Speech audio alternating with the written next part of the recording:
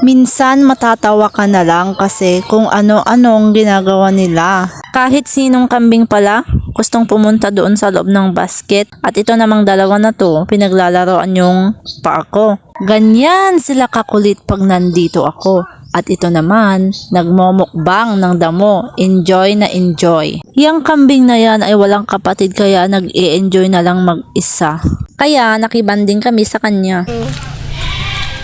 Ay, ngayon ako kasi nakilala. Yung kabats ko, puro baby. Tapos yung akin, kambing pa lang. Ano ko?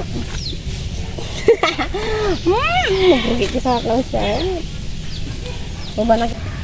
Benida po. Hindi. Binipina. Pinapaitan. Oo.